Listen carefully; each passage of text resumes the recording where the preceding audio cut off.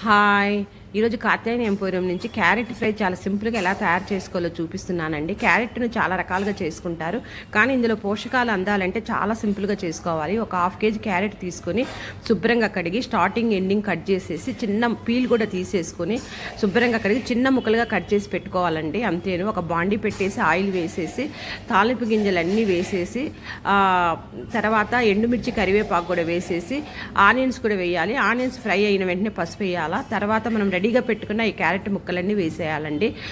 Carrot ముక్కలన్నీ వేసిన తర్వాత సాల్ట్ వేసేసి కలిపి మూత పెట్టేసి ఒక 10 మినిట్స్ ఉంచితే చాలండి. చాలా మగ్గిపోతుందండి.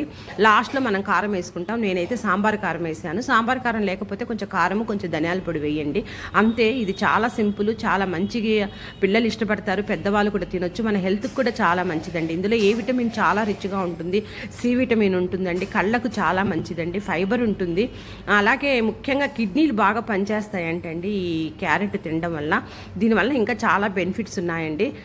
కాబట్టి అప్పుడప్పుడు తింటూ ఉండాలి మనం క్యారెట్. ఒకసారి ట్రై చేసి చూడండి. నా వీడియోస్ లైక్ చేయండి, షేర్ చేయండి, సబ్స్క్రైబ్ చేయండి.